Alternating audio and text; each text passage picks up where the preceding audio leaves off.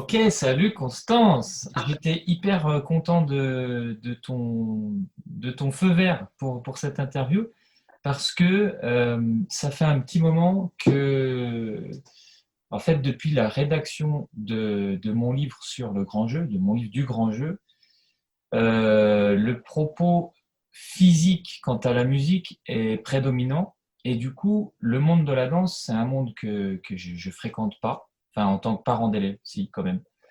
Et j'ai envie d'un petit peu avoir ton avis de professionnel dessus et sur comment dire, moi c'est du côté musique, comment ça marche la danse, et toi plutôt la danse, mais comment ça marche avec la musique. Voilà, qu'on se complète un petit peu là-dedans. Voilà un petit peu le propos de cette interview.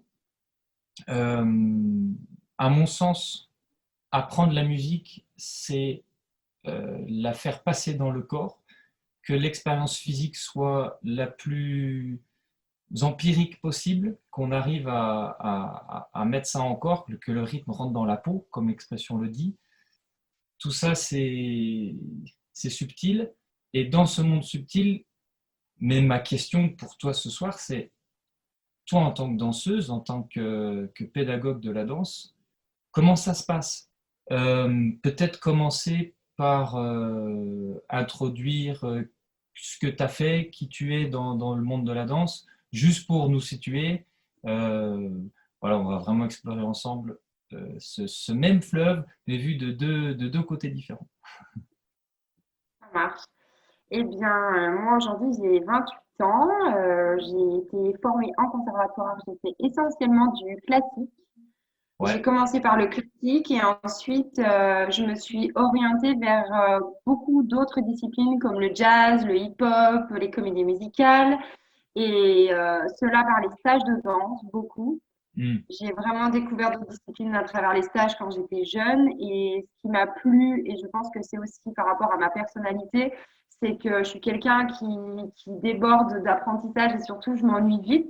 Donc j'ai Non. besoin vraiment d'avoir... non, non, pas du tout. J'ai vraiment besoin d'avoir de la matière et je m'épanouis justement dans la diversité. Hmm. Et en fait, je l'ai déjà perçu quand j'étais jeune et je me rends compte qu'au niveau professionnel aujourd'hui, c'est la même chose. Je reviendrai là-dessus après.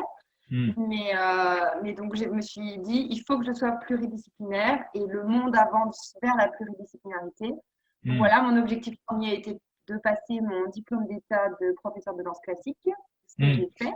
Parce que Et vous, en donc, j'ai eu un... plus, vous êtes encore plus tenu que nous à l'avoir en tant que pédagogue. J'ai même envie de dire, vous pouvez pas ne pas l'avoir.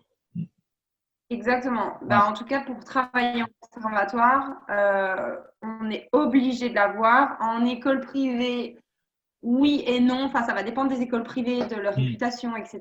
Parce qu'il y a aussi des anciens grands danseurs qui ont ce qu'on appelle une équivalence par rapport à leurs années de compagnie. Et D'accord. ça joue. Hmm. Et moi, ce que j'ai voulu vraiment faire en priorité à la sortie du conservatoire, c'est directement partir en formation diplôme d'État. Et je me suis dit, je danserai après, mais pendant qu'on va dire j'ai la force de l'âge, je vais Ouais. passer mon Hmm. diplôme maintenant et ce sera fait. Donc, c'est ce Hmm. que j'ai fait. Et finalement, j'ai enseigné pendant 6 ans au conservatoire, donc, bah, à Ouais. Pontarlier en premier. Et ensuite, je suis partie donc, au conservatoire de Clermont-Ferrand, Hmm. donc qui est un conservatoire régional. Donc, c'est vrai que beaucoup plus de responsabilités, Plus un grande accès à la maison, là, ouais. culture Hmm. beaucoup plus grande. Voilà, c'est une plus Hmm. grande maison sur plein d'aspects. Donc, ça permet de grandir, de se nourrir. Et Hmm. puis, à la suite, eh ben, j'ai décidé de, comme je m'ennuie vite, eh Ok. ben, Hmm. et ben, du coup, je me suis dit, ben oui, j'aime bien l'enseignement, j'adore, mais j'ai envie de faire autre chose. Et Hmm. c'est maintenant que j'ai envie de reprendre ma carrière de danseuse. Alors, j'ai envie de dire, on peut penser que ça peut être tard, plus ou Hmm. moins, selon les disciplines. Ouais. Donc voilà, donc, là, j'enchaîne les auditions dans les cabarets. J'ai été prise au cabaret de Lyon. Après le cabaret de Lyon, j'ai quand même continué à faire des auditions. Et Ouais. mon objectif Hmm. aussi, c'est aller danser sur les bateaux de croisière, les Ok. bateaux du Ponant. Hmm. Voilà, donc il y a plein de choses qui se mettent en place. Puis là, avec le confinement, bah, je m'attache beaucoup plus sur le numérique. Donc, j'ai monté ma chaîne YouTube, je filme des vidéos de danse, etc. Ouais. Ouais. Ouais. Donc, je suis à fond, on va dire, dans le côté pratique en tant que danseuse, plus que Ouais, pédagogue. super. Ouais, ouais. Bon, après, tu prêches un convaincu. Je pense que une source unique de transmission, euh, elle s'enrichit pas par justement quelque chose qui vient la contrer, qui vient l'enrichir. Voilà. Tu peux être pédagogue, mais être sur scène, mais aussi être dans la formation, etc. Et je pense que tout ça, ça vient Ouais, nourrir le même fleuve. Donc là, je prêche un complètement. convaincu. Euh, Moi, j'aimerais juste revenir sur ce, parce que c'est un truc qui me titille, et puis depuis longtemps. Et puis vu qu'on a l'occasion de parler, ça, je peux te poser la question, enfin, poser un petit peu la question ouvertement, c'est que dans le monde de la danse, qui est un monde où on touche au corps physique euh, quasiment totalement, je veux dire, on ne touche pas que au corps physique, mais c'est quand même un apprentissage qui est basé sur le corps, la musculature, etc. Donc, on se doit d'être très formé pour pas faire des dégâts, entre guillemets. Mais un truc qui quand même me sidère un peu, c'est que en musique, on peut faire des dégâts aussi, hein. Et c'est un petit peu plus cool sur le degré de formation, parfois. Je dis pas tout le temps, mais parfois, ça peut. Et en fait, c'est pas vraiment une question, c'est plutôt une remarque. Mais j'avais vraiment envie de la partager parce que il y a comme Tout un à fait, inconscient oui, oui. collectif qui dit que quand tu es prof de danse, franchement, tu es hyper paré à être, à faire gaffe, quoi. Voilà. Enfin, c'est mon ressenti. Oui, bah, oui, par rapport, bah, on touche le corps complètement, donc Mm, on est en devoir de préserver ça tout au long de leur formation et que ce soit petit ou grand, parce que ben voilà, on peut se blesser à tout moment, on peut déformer les corps à tout moment, qu'on mm, soit construit ou pas encore construit, et ça c'est hyper important. mm, mm. Ok, non, mais c'était juste, voilà, ma petite réflexion, ma petite remarque. Ok, Ouais, bah, super. super. Donc, t'as terminé sur ta petite présentation sur d'où tu viens et tout ça, parce que sinon, la suite, Oh, c'est ta vision de de la pédagogie, comment tu vois ta façon de transmettre, mais avec tous tes autres bagages, hein, comme on vient de se le dire. Pour moi, un bon pédagogue, c'est quelqu'un qui connaît plusieurs chaises, voilà, et qui sait de quoi il parle. Donc, ta vision de la pédagogie. Et quelle est pour toi ta manière de parler de la musique et de la vivre en tant que danseuse? Alors du Je te coup, donne un peu de par rapport à matière, ma quoi. vision de la Voilà. pédagogie, ouais, complètement. J'ai vraiment besoin, comme tu dis, de me nourrir parce que c'est important pour moi de donner aux élèves tout ce qu'il faut pour être un bon danseur, que ce soit amateur ou professionnel, et qu'il ait conscience de ce qu'il fait. Parce que souvent, il va être dans le mimétisme, c'est ce qu'on fait quand on est élève. Hmm, Et ce que j'essaie de leur donner un maximum, c'est cette conscience et cet engagement. Et donc, hmm, il faut bien sûr passer par le corps, il faut passer par la communication, établir un terrain d'entente avec eux, de confiance aussi, parce que c'est faire confiance aux professeurs qui fait que ben, ils vont pouvoir se dépasser, ils vont pouvoir essayer des choses, et c'est à nous aussi de les passionner. Donc, je pense hmm, qu'en tant que pédagogue, on a tellement de mission, en fait, vraiment pour engager l'élève, que ce soit dans la bienveillance, que ce soit dans l'amour de la danse. Et voilà, et je hmm, pense que sans ça, on ne peut pas faire de bons danseurs. hmm, Après, moi, étant un petit peu musicienne et ayant joué du piano et ayant appris en conservatoire pendant 8 ans, j'ai une hmm, sensibilité musicale qui est toujours présente. Et j'ai travaillé avec des pianistes accompagnateurs, bah, du coup à Pontarlier avec Virginie, et puis hmm. à Clermont, on en avait 3 Ok. sur les différents niveaux. Et on avait même des percussionnistes accompagnateurs et des musiciens jazz accompagnateurs. Et des fois, on jouait avec le style musical sur du classique. Et ça, c'est hyper intéressant rythmiquement. Ça leur donne une autre écoute. Et enfin, c'est vrai que les grandes compagnies de danse aujourd'hui ne dansent pas toujours que sur du classique ou le Hmm, contemporain que sur du contemporain. On va justement décloisonner, casser les codes. Et ça, c'est ce qu'il y a de plus merveilleux, je trouve, dans l'art qu'on a aujourd'hui. Ouais. Donc, je la travaille autant avec le CD alors ça peut être des choses très très simples, mais rien que d'arriver à entendre l'introduction, savoir faire une anacrouse au niveau du corps, aller sentir un engagement. Mm. euh, il faut qu'ils le comprennent, qu'ils le conscientisent et qu'ils s'aident des phrasés musicaux pour les intégrer dans leur corps. Et ça, Mm. c'est hyper important que nous, on les sensibilise à ça. Quand on a un pianiste, c'est plus facile parce qu'on peut reprendre, alors qu'avec le CD, c'est un peu plus de manipulation. Ouais. Mais je travaille énormément avec la musique et sur les écoutes, voilà, leur faire reprendre. Des fois, je les fais juste asseoir et écouter. Mm. Ça passe par l'improvisation aussi parce que il faut savoir au milieu d'un groupe développer sa personnalité et Mm. son écoute de la musique. Moi, je sais que à chaque fois que je construis une chorégraphie ou quelque chose, j'aime bien avoir mon support musical sur lequel je m'appuie en amont. Alors qu'il existe l'inverse, on peut créer une chorégraphie puis ensuite mettre une Mm. musique qui va Mm. s'associer avec. Bah, tous les chemins Mais sont possibles. Ouais, ouais, tout à tous les fait. Mm. chemins sont possibles. Mais c'est vrai que moi, je prône vraiment, j'ai ma base musicale et je l'écoute, j'écoute les différents sons, la profondeur, les phrasés, Mm. musicalité, la rythmique. Et du coup, j'essaye de passer de l'un à l'autre, de jongler avec ça. Mm. Et moi, j'adore faire ça. Moi, je Donc trouve ça voilà, moi, vraiment. mon approche de la musique. Mm. Je trouve ça vraiment. Moi, ça me percute parce que en tant que musicien, j'allais dire uniquement musicien, on n'a presque pas, je dis bien presque pas cette opportunité de rendre visible la musique. Parce que d'abord, c'est pas le but quand on est musicien sur scène, mais, mais quand je vois danser, je suis là, mais c'est vraiment la manifestation physique du mouvement qui est, alors c'est toujours subjectif, d'accord, mais je vais quand même dire, induit par la musique. Et ce travail de chorégraphie, parce que c'est aussi ton métier, parce que je sais, mais tu ne l'as pas dit, euh, Oui, c'est vrai. c'est vrai que tu as, des commandes régulièrement pour chorégraphier des choses.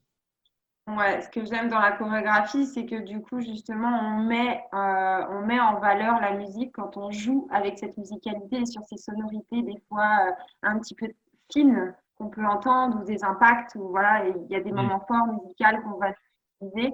Et je pense que le danseur, il met vraiment en évidence le jeu musical que peut-être si on l'avait écouté juste comme ça, sans regarder quelque chose, une danse dessus, et ben on l'aurait peut-être pas perçu.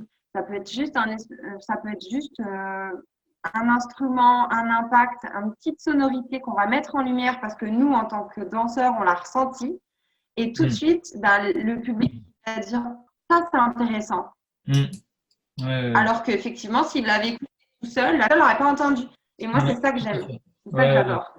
Et puis tu as tout le loisir de choisir qu'est-ce que tu veux mettre en valeur, de donner ton sens à la musique finalement. Ouais. Mais en fait, c'est- quand quand tu parlais, là, il y a des petites idées enfin, des réflexions qui me viennent. C'est que moi, vraiment, je conseillerais à tout musicien qui cherche à habiter la musique de passer par une forme de danse. Alors, je dis pas de passer par la danse et de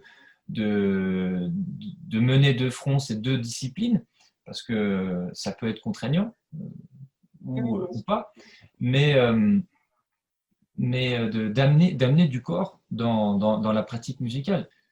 Comme tu dis, pour moi, un musicien, ben, le corps, il danse quand il joue.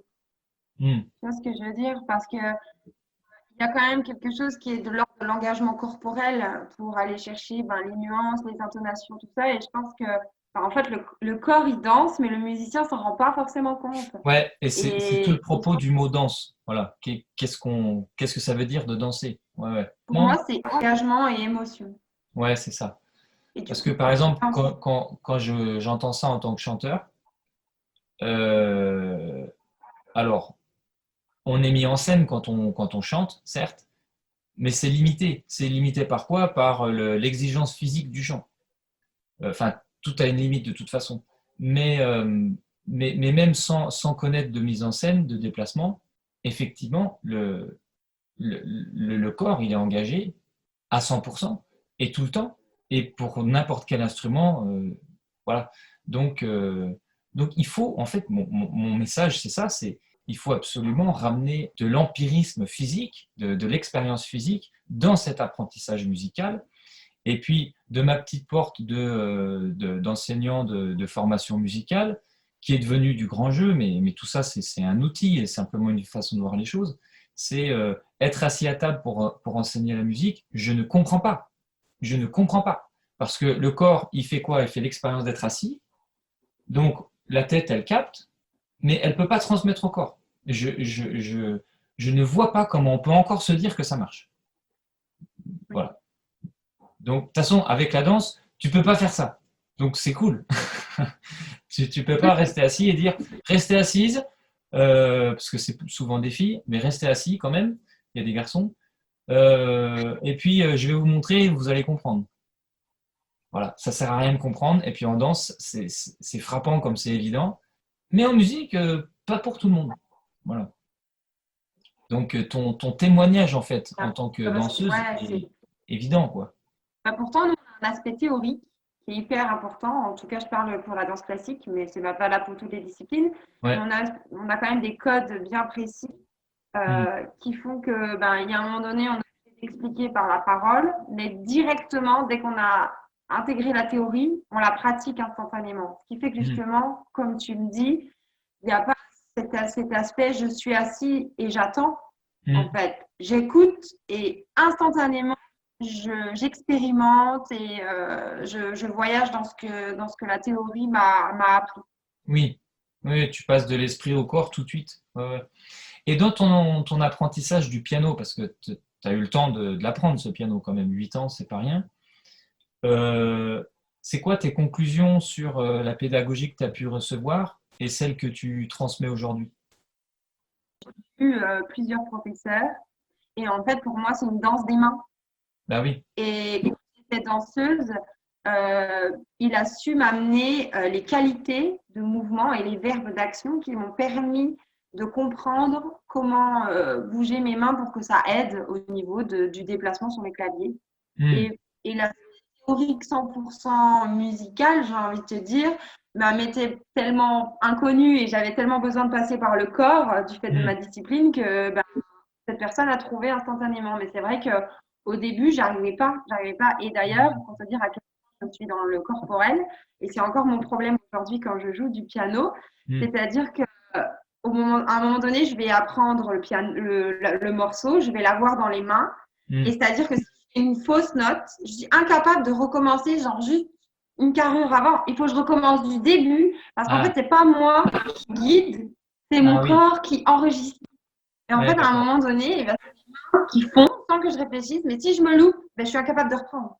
Je suis obligée de reprendre du début pour la phrase complète parce que dans ma tête, c'est une gestuelle. Pour le coup, c'est aussi un problème parce que et ça m'a énormément perdu plein de fois, surtout dans des morceaux difficiles. Donc, je me suis obligée à me dire, OK, il faut que tu imprimes chaque chose, chaque note, chaque rythmique, que tu comprennes comment ça fonctionne théoriquement sur ton piano et pas seulement dans ton corps. C'est vraiment intéressant ton retour parce que de mon monde de pédagogue de la musique, on en a vraiment besoin. J'attends qu'on arrive à cet excès-là on est trop dans le corps pour peut-être revenir un petit peu, mais là, pour moi, il faut continuer d'y aller, quoi. Est-ce que tu veux bien parler de... Alors moi, je suis fan de ce genre d'initiative. Tu viens de créer une chaîne YouTube et c'est aussi un autre moyen de transmission, finalement, d'expression, d'épanouissement, j'en doute pas. Et qu'est-ce qui t'a poussé à faire ça? Et puis de quoi tu vas parler concrètement dans cette chaîne YouTube? Alors, déjà, je trouvais que par rapport au support, moi qui utilise beaucoup les réseaux sociaux, que ce soit voilà, pour les vidéos, etc., bon, maintenant, on a réussi à avoir ce qu'on appelle les vidéos longues sur Instagram, ce qu'on appelle les IGTV, mais pas de très longtemps. Et c'est vrai que je me suis dit quand même, le support YouTube, c'est plus pratique. En plus, on a une vue d'ensemble, je trouve, plus claire. Et ça pérenise, c'est-à-dire que le fil Instagram, il y a des fois, il faut le remonter quand on publie énormément de vidéos et ben, ça peut prendre du temps. Et on peut, sur YouTube, répertorier par catégorie. Ah Et oui. je trouve qu'au niveau visibilité, c'est quand même plus accessible. Enfin, voilà, je trouve ça Ouais. plus simple. Mm. Et c'est plus propre. Hein. On n'est pas sur le concept réseau social, donc c'est quand même mieux de faire comme ça. Après, ma chaîne YouTube, elle va consister à plusieurs choses. Donc, effectivement, ma transmission. Là, actuellement, je poste une vidéo par jour. On va dire que c'est un spécial confinement. Je donne des conseils, des astuces tous les jours pour améliorer sa posture au quotidien pour toute personne, qu'on soit danseur ou qu'on ne soit pas danseur. Là, vraiment, Parce qu'on et je a me dis, tous un voilà, corps humain, je crois. présent, oui, et on a beaucoup de déséquilibres musculaires selon nos métiers, selon voilà, vraiment ce qu'on fait dans la vie quotidienne. Mm. Et même moi, en tant que danseuse, j'en ai. Donc, Mm. je me suis dit, c'est nous, en tant qu'enseignants et danseurs, on peut donner ça à tout le monde, donc autant Mm. le faire. Et je me suis dit que c'était un concept assez sympa qui pouvait intéresser les gens. Et puis, c'est simple, c'est toujours des vidéos courtes, comme ça, l'idée, c'est de pas trop voilà, faire des contenus lourds où les gens Mm. pourraient vite perdre le fil. Je suis vraiment calée là-dessus en ce moment. Mm. Et puis, bien sûr, des vidéos de danse. Là, j'ai un super projet vidéo qui est en train de se monter. Je suis actuellement confinée à Alès, dans le Gard. Ok. Et c'est vrai que c'est en pleine nature. Et j'ai découvert un lieu exceptionnel en lien avec la culture et le théâtre. Et même confinée, bah, je peux y aller parce que c'est dans un rayon de 1 kilomètre autour de chez moi, c'est à l'extérieur. Et j'ai un concept qui va être sympa et qui va se tourner, je pense, bientôt. On est en train de monter le Ah, scénario. ok. Donc j'ai hâte de le présenter. Donc voilà, ça va être des vidéos de danse, des chorégraphies, mes cours. Ça aide aussi à savoir enfin, mes valeurs, ce que j'essaye de véhiculer en tant qu'enseignante, en tant que chorégraphe, en tant que metteur en Mm. scène aussi. Mm. Donc j'essaie de donner un maximum d'éléments parce que ça peut aussi intéresser des personnes, on ne sait jamais, et puis se tourner vers eux si besoin. C'est ça, ça va te permettre de synthétiser un petit peu tout ce que tu fais par quelques minutes de vidéo quotidienne là en ce moment, mais divers projets qui vont être sur cette même chaîne ouais, pour avoir une vue d'ensemble de qui tu es en tant qu'artiste. J'avais une question. Donc, Est-ce que je peux te demander un petit peu où tu en es vis-à-vis des Miss France? Parce que je sais que tu as chorégraphié donc les Miss Franche-Comté. Ça fait exact. plusieurs années. Euh, D'où c'est venu? C'est quoi cet univers? Quelle est ton implication? Je connais quelques éléments de réponse, mais j'aimerais bien que tu nous en parles un peu.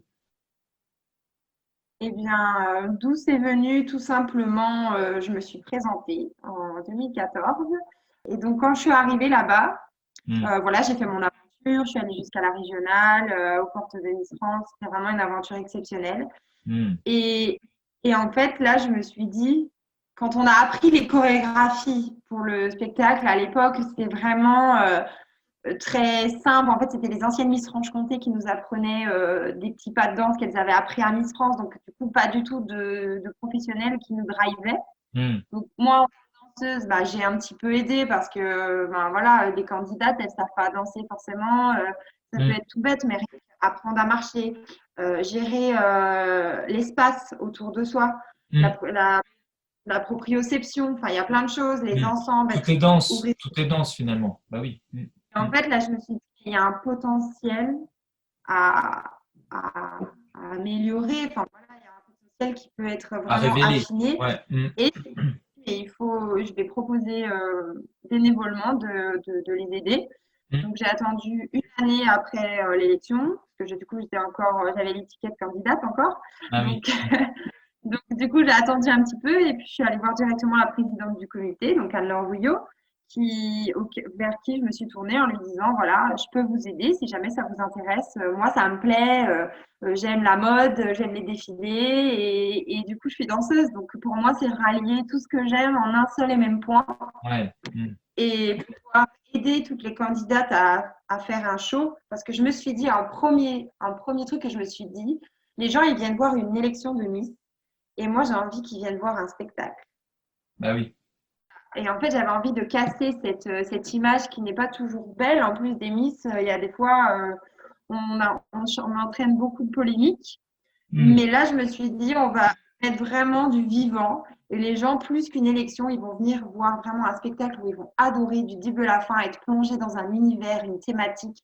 Et Hmm. donc, j'ai dit, allez, et progressivement, j'ai commencé par les départementales. Et puis, de plus en plus, ils m'ont fait confiance. Et puis, ils m'ont donné carte blanche, puis la régionale. Et aujourd'hui, je gère toute la partie artistique des élections régionales. Donc, pour le coup, j'ai mis un peu plus de côté les départementales parce que c'est un énorme travail. Hmm. Ça prend. C'est moi qui fais les montages audio aussi. Hmm. Euh, Au niveau des décors, ben voilà, on appelle des partenaires, on essaie de trouver des solutions avec des acteurs locaux pour faire marcher un maximum le rayonnement local et en tout cas la ville qui nous invite parce que chaque année c'est une nouvelle ville qui invite Eh oui. l'élection. Hmm.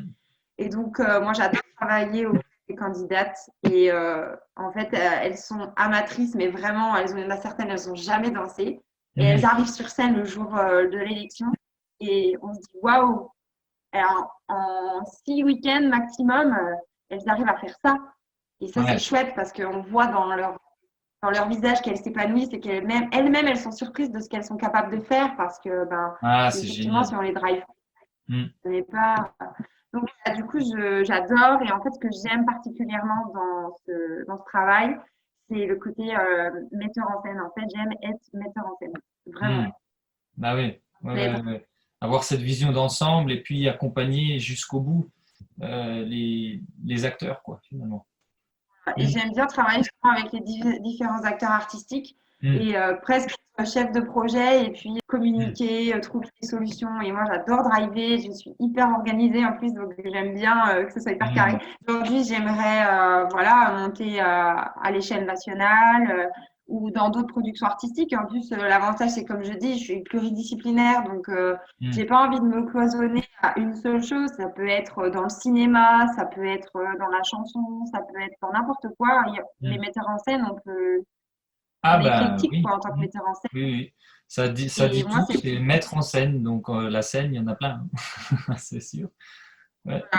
moi, ce qui m'intéresse, c'est ça, c'est varier mes productions artistiques et trouver, voilà, trouver du travail dans ce milieu-là principalement. Hmm. Génial. En tout cas, pour clore ce temps d'échange que vraiment je trouve formidable, euh, je me permets d'amener un mot que je trouve te caractérise plus que d'autres, c'est l'ambition. Ce que je trouve formidable dans ta démarche, c'est que tu es toujours guidé par cette ambition. Alors, il faut mettre tous les autres mots autour du mot ambition. Il fallait en choisir un, j'ai pris celui-là.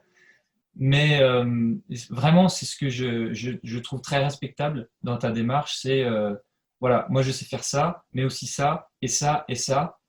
Et en fait, soit on me demande de choisir que ça, et à la limite avec ça, mais ça me suffit toujours pas.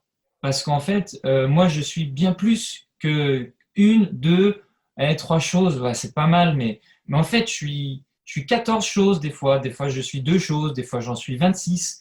Et je trouve formidable cette démarche. Et vraiment, euh,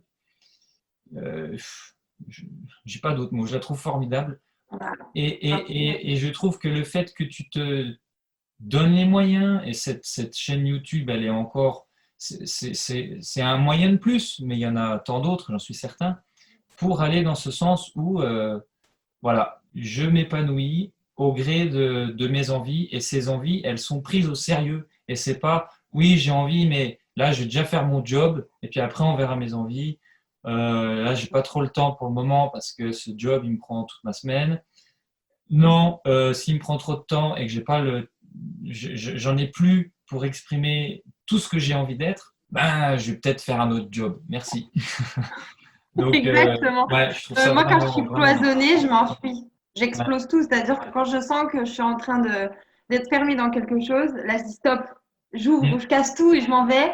Et Mm. alors, bon, des fois, ça a des conséquences, hein, on se retrouve au chômage et que, et qu'à un moment donné, on se dit, bon, c'est bien, mais maintenant, on fait comment?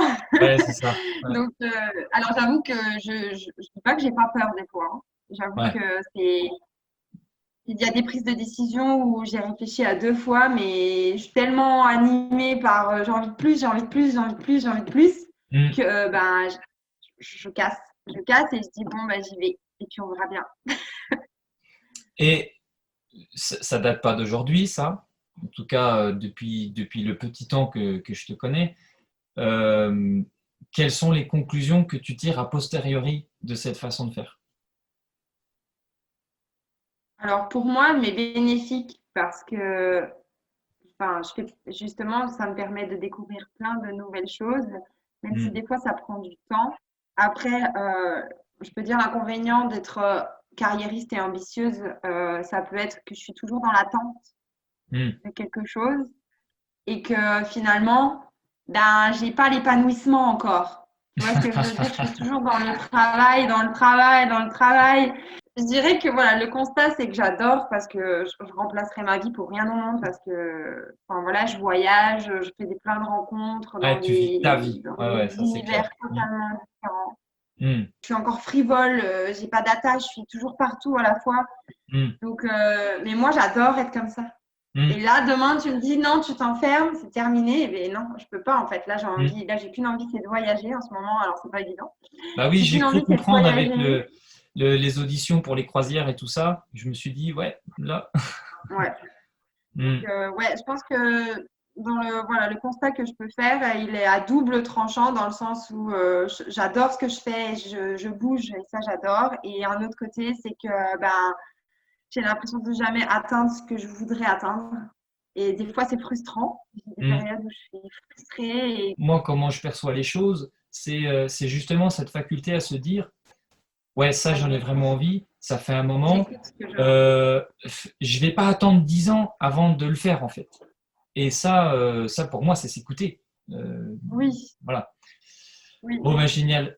Je te remercie pour cette belle interview et pour cette énergie Merci à toi. de fonceuse que tu as. Et je suis certain que dans les prochains temps, les prochaines années, ça sera à l'image de cette énergie que tu mets dans tes projets, dans ta vie et pour toi-même, qui fera que rayonner encore plus. Et voilà, ça c'est ma certitude. Ce soir à 21h16, donc on en reparlera.